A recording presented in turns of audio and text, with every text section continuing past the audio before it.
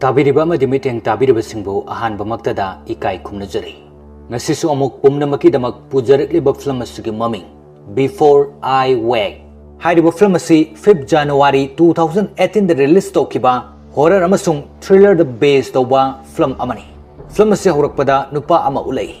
Mahakna angang ama tumduna leiba room amada changlaktuna angang adu nongmaina kaptuna hatnaba tawrami.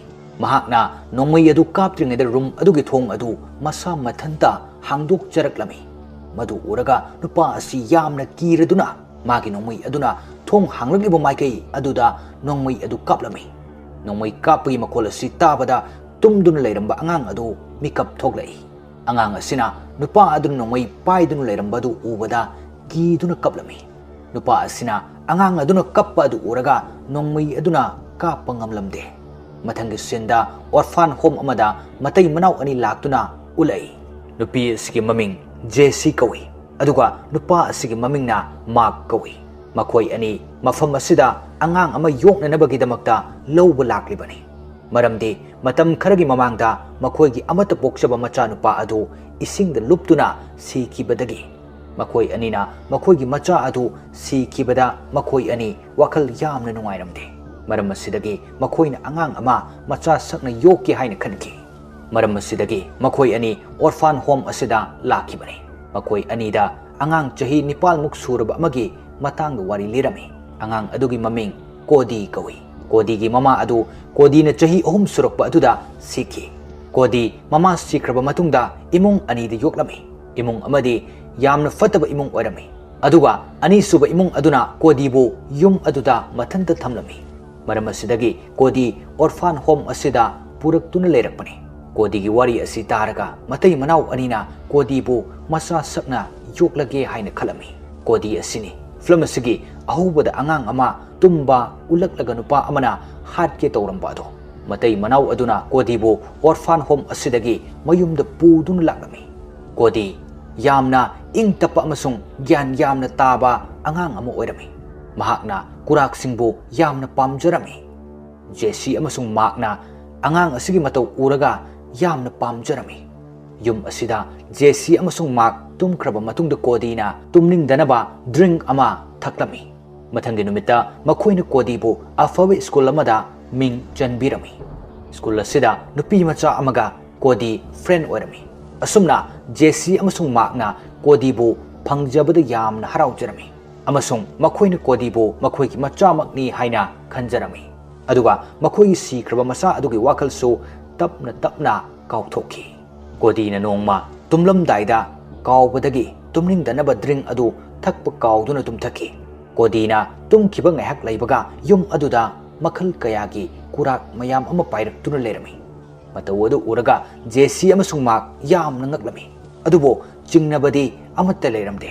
Markna blue machugi kurak ama farami. Maramdi Kodi na kurak yamna pamjaba aduda. Kodi da pina nabagidamak. Kodi na tumlamba adu mikap thoglakpada mafam aduda leiramba kurak sing adu mangki. Amasung Markna phaba kurak adusu mangki. Mathangi sinda Kodi na school dagi halaktuna yum asida changlakpada JC amasung Markki sikiba machanupa aduga kaminaba photo ama urami. Madu uraga Kodi na photo aduda yauriba angang adugi maramda makhoida hanglami. Markna khumlai. Mahak asi aikhoigi icha amata pokchaba aduni. Mahak hujikti malem asida leitre. Wari asi taraga Kodi nungairamde. Numit asidasu Kodi tumthaki. Kodi gi mamangda kurak singga loinana sikraba angang adu urami. Maduda angang adu JC amasung Markna taibang fauna uba ngamlami. JC amasung Markna macha adu uraga angakpa ama faurami. Aduga yamna nungsina matha nungda chetna konsilami. Tanja aduda Kodi mikap thoglami. Kodi na mikap thoglakpada kurak sing amasung angang adu khanghoudana mangki. Mathangi sinda Kodi na makhoida hari. Warabu yade. Ngarang aiki mangdana khoigi nacha adu urami. Wahi asi tabaga JC amasung Markna gyan tarami. Madudi Kodi gi mamangda ubasing adu taibang asida asengbagi oina thoi haibase. Kodi na hana kurak amasung sikraba angang adugi maramda wakal khanduna tumkiba aduna maram oiraga Kodi na angang adu magi mamangda uribani. JC na wari asi khangbadagi sikraba masa aduga unanaba haiduna kodida angang adugi maramda wari kaya lirami amasung angang adugi video su kodida yenghalami asumna kodina tumbada mamangda amuk angang adu urami kodina mamangda urabanina angang adu taibang fauna mayumda laktuna Jesse amasung MICA thengnarami tanja aduda kodigi mamang aduda akiba saklon ama thoglaklami madu ubada kodi mikap thoglaklami maram asidagi akiba saklon adu mangki aduga angang adu sumangki makna Jesse gi thawng asi uraga khangi madudi sikraba macha adu uba fangnana ba haiduna kodibu mahakna sijinnare haiba masi khangbada mak yamna nungairamde maram asidagi makna sikraba macha adugi photosing pumnamak lauthokhtuna thamki Jessina kodibu sijinnaba ngamdanaba haiduna mathangi numita kodina school da chalami school aduda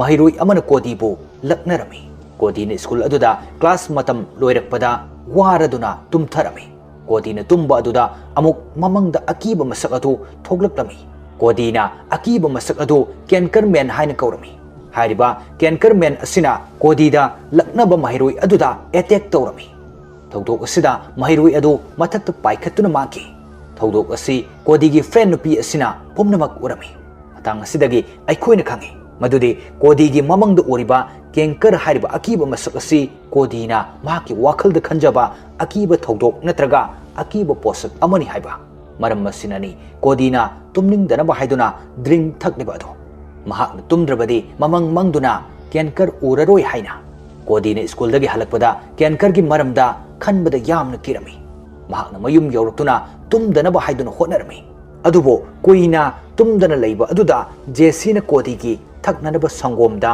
tumningnaba hidak yansinduna pithaklami kodina sangom adu thakpadagi mahakna tumba pamdrabasu hidak adu thakkibana tumthaki kodina tumthakibaga yum aduda Jesse amasung maki macha nupa adu laklami makhoina macha adu nungsini yengjarami kudak aduda makhoigi macha adu kenker olaklami madu uraga makhoi ani yamna kirami makna kodigi tumfam aduda chattuna kodibu hongdokpa honarami adubo Jessina hidak pithakiba aduna maram oraga kodi hongdokliba adu taramde mafam aduda kenker laktuna makta attack tawrai kenker na makta attack tawba aduda mak mangkhirami kenker na amuk Jesse bu attack tawnana ba chongsilakpada kodi mikap thoglakami maduda kenker adu mangki amasung kodina thogdokpadu uraga yamna kirami kodina mafam aduda mak uramde amasung Jessina gyan taaduna lerami kodina police ta call tawduna mafam aduda police laklami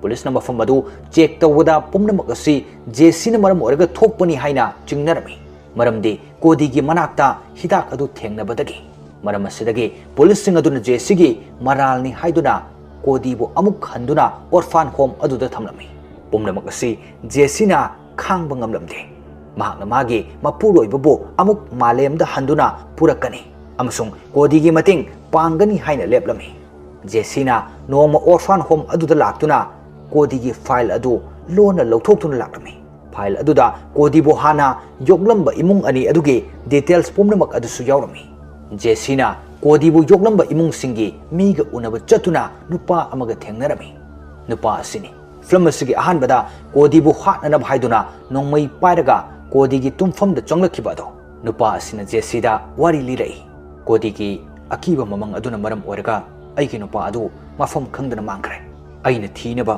kanna honai adubo upai amata leite maram asidagi aina kodibu hatlage haina fawkhanki adubu angang adugi kari mara leibagi hatkadoribano khanbada aina kodibu hatpa ngamkide wari asi taraba matungda Jessina hospital amada laklami hospital asida kodigi mama adu sikibani Jessina mafam aduda lakpagi maramdi kodigi maramda hena khangnanabaki lakibani mathangdi sinda kodi ulai mahak mathanta yamna kina famduna lerami kodi masana tumdana ba haidun honarami adubo doctor na tumningna ba haiduna kodida injection ama kaplami ahing asida Jessina orphan home asida kodiga unana ba haidun laklami Jessina orphan home aduda changlakpada orphan home gi maising mutpana maram oraga yamna mamlami amasung mafam adugi workers sing adu kurak singna makon sajinduna fajilami Jessina kodigi atopa akiba masak kaya su urami Akiba masaksing aduda Jesigi mapuroiba amasung machanupa adusu yaurami. Makoisu akiba masak adu onki. Tanja aduda Jesina kenker su urami. Jesigi manak tamna kenker adu chensilaklami. Adubo Jesina kenker aduda akiba fauramde.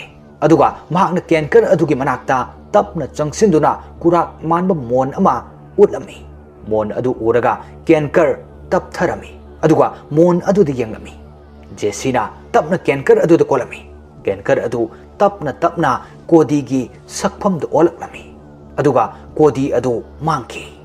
Jesina tumduna leiriba kodi adu thangduna puraklami. Asumna kodi gi akiba mamang adu yamna fajaraba mamang amad onki.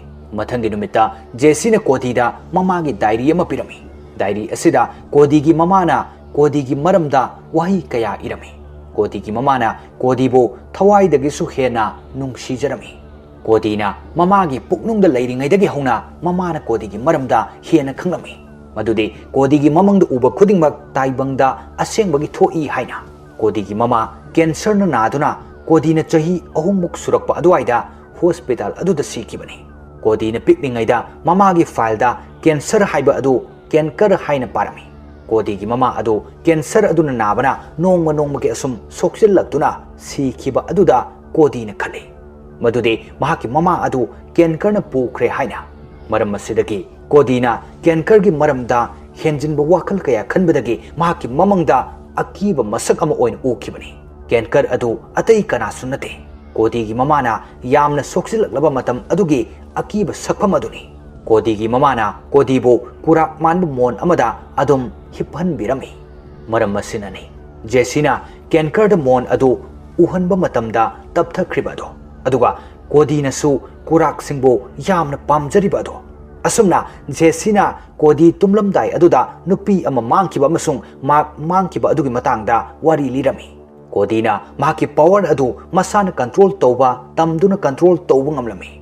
Kodi na mahaki power adu sizinaduna mangkraba nupi amasung makpo amuk handuna puraknaba thorang tawrami. Aduga matang asida film asigi aroiba saruk oiki. Mathangi nungairaba film amada mayam punna amuk hana thengnaminasi. Ngasigi oinadi pumnamakpu ikai khumnajaraga matang asida tension jari.